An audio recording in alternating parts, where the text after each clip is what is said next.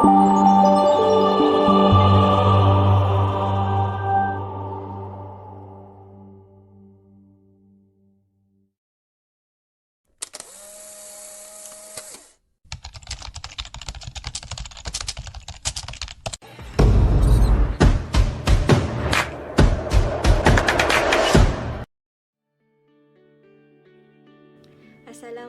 and hi, my name is Najibah binti Gulam Hassan. Hello, my name is Farah Atika binti Ahmad Suhaimi. Assalamualaikum and hi, my name is Nurul Azlin binti Muhammad Syarum. Assalamualaikum and hi, my name is Akila Nur Balkis binti Murai. Hi, my name is Nurul Mustaqimah binti Ismail.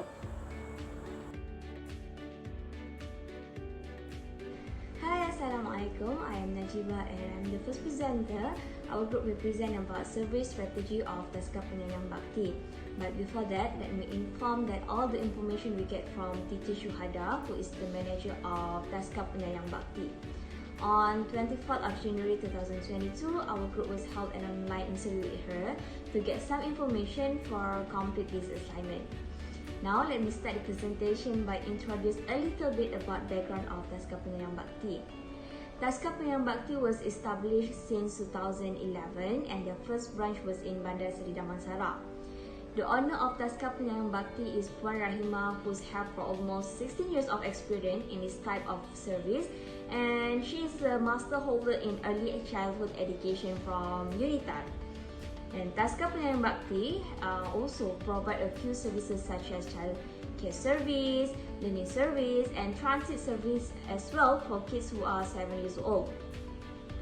And then Taska Penyayang Bakti expand their business by opening two more branches.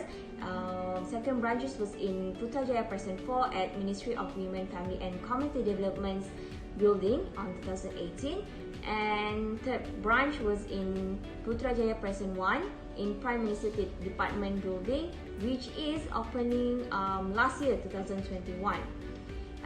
For these three branches actually provide the same service to the customer. But however, Teacher Syuhada also mentioned and shared with us that actually this nursery have many types, such as nursery at home, nursery of community, nursery at workplace, and nursery at institution. So for the first branch of Taska Penyayang Bakti was categorized as nursery of community, where everyone can send their kids there. And for the second and third branch was categorized as nursery at workplace because it was located at government's building or in office building. So which is the people who work in that building only can send their kids. And last but not least, Teacher Syuhada also said they still new in this service, but they will try their best to provide the best and excellent service to this customer to make sure the customer satisfied and happy with the services that provided by Taska Penyayang Bakti.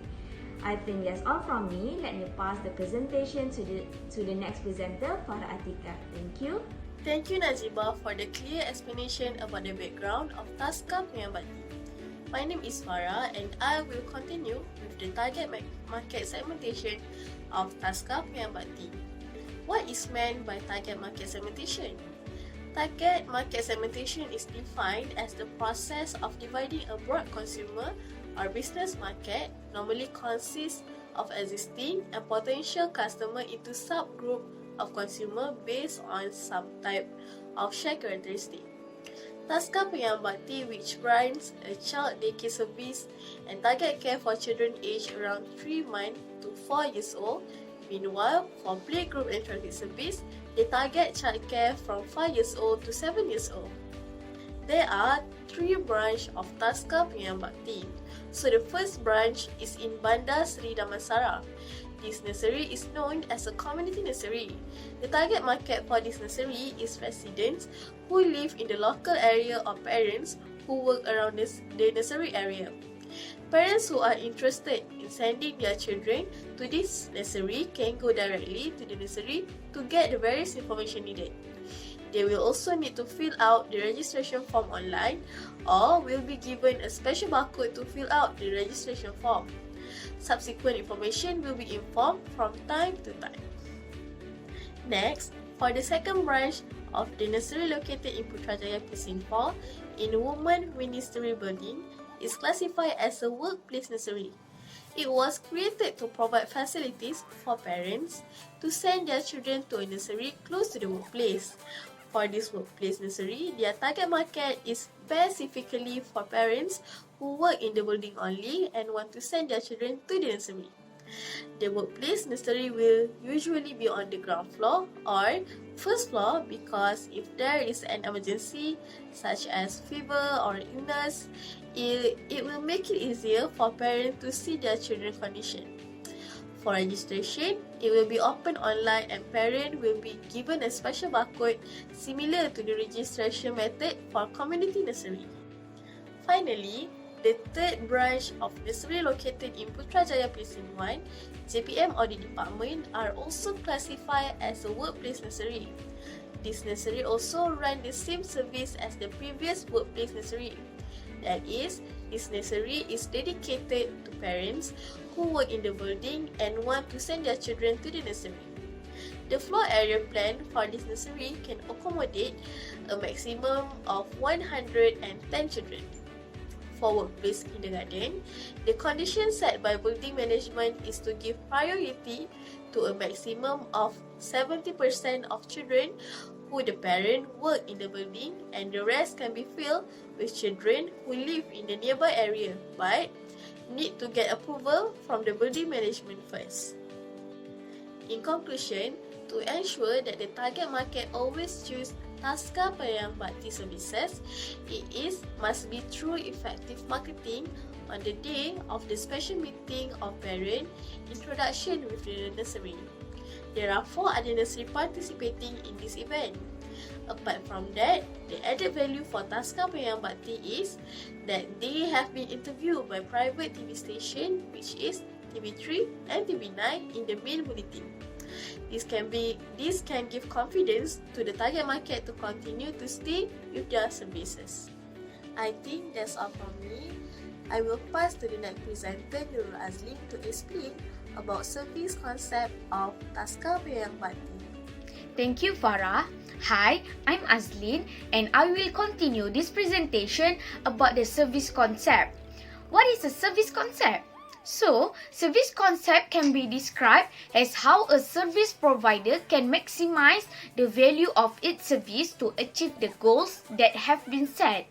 The simple approach to expressing the concept of service is how an organization wants its service to be seen by the target market segment. This part will focus more on the service concept of Taska Penyayang Bakti. On 24 January 2022, we have interviewed teacher Nur Syuhada, a manager of Taska Penyayang Bakti, to get information and find out about the service operation in that nursery. According to her, Taska Penyayang Bakti has 3 branches and is planning to establish a 4th branch, where all 3 branches of the nursery provide the same service. As you know, Taska stands for Taman Asuhan Kanak-Kanak, where Taska Penyayang Bakti does provide childcare service for children aged 3 months to 4 years. However, they also obtain approval to provide childcare service for children aged 5 to 6 years old, which is also known as playgroup. But the quota provided is very minimal, which is only 9 people.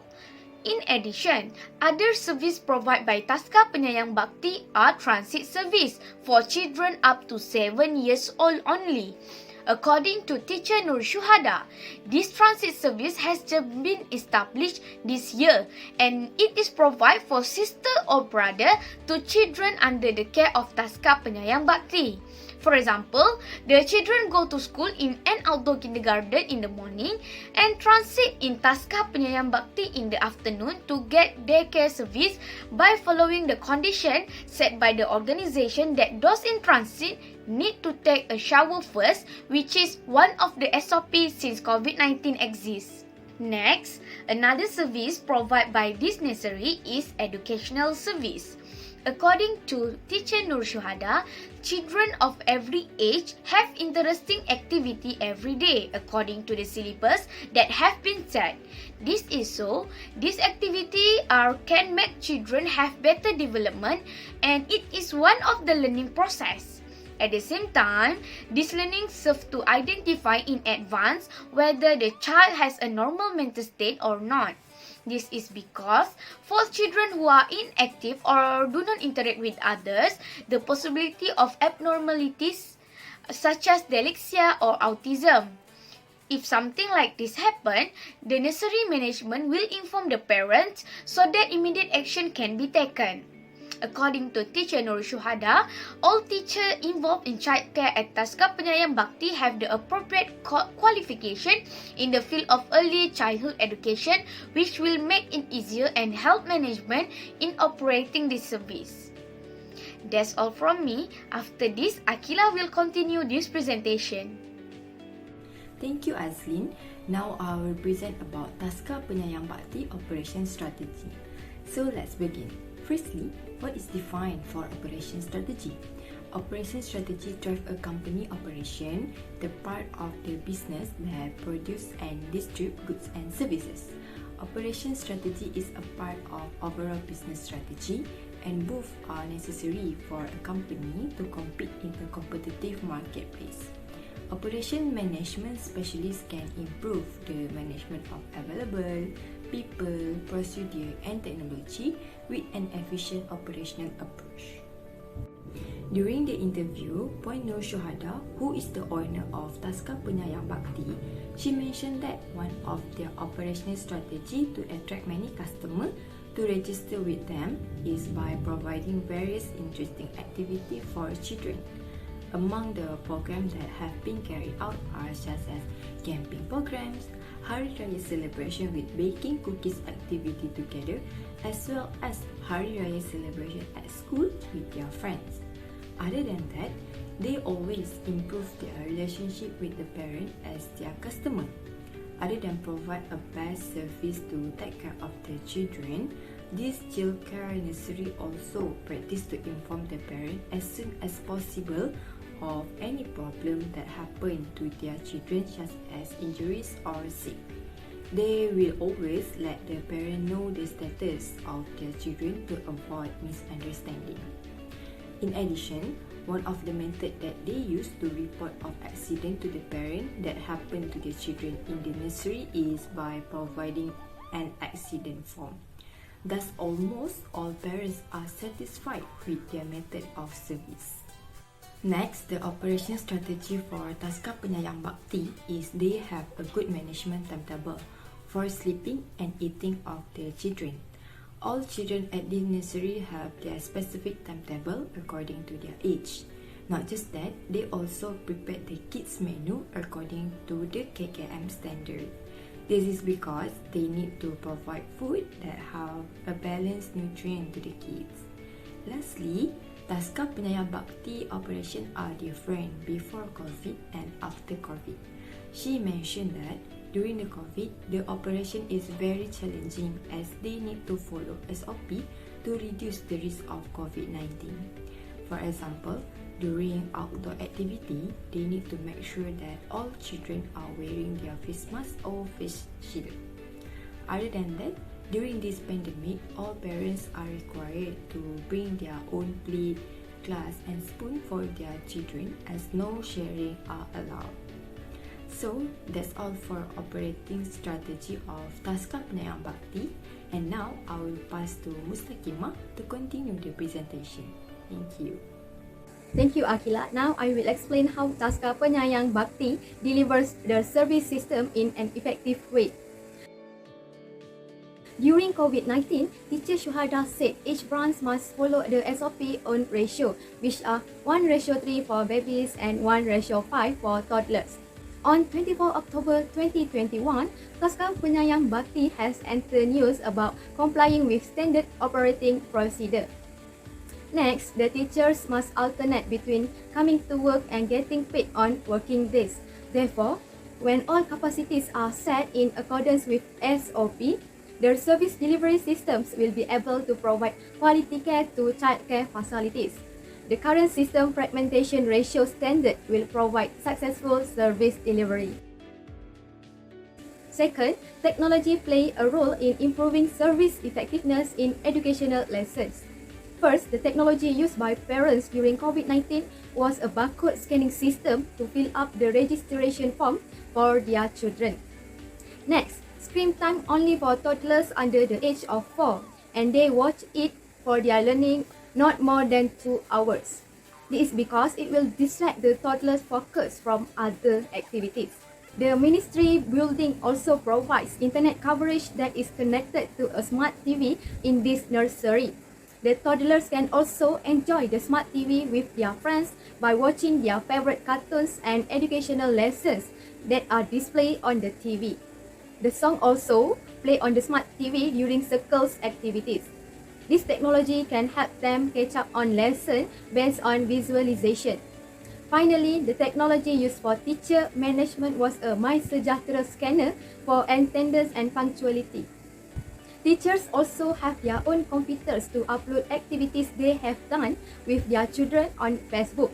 This shows that technology enables more opportunities when developing service delivery systems such as network access, sourcing, and connecting information for faster and more accurate decision making. Okay, lastly, Teacher Shuhada said we must manage the strategy wisely. Teachers' salaries depend on the fees paid to children enrolled in nurseries. Because the price of raw materials has increased today, she is in the process of increasing the fees to pay the teacher's salary in each branch, so the manager does not make a loss by bearing the cost for 3 branches. During COVID-19, the government provided Rm 3,000 allocation for each Taska Penyayang Bakti branch. The allocated funds were utilized to purchase equipment for children's activities such as color pencil, plasticine, manila cards. All the equipment will help the development of children by facilitating service learning. The conclusion is that having a good cost management system in place will enable nurseries to better estimate and allocate budgets in future. Okay, that's all from me and my friends from Group 4. Thank you.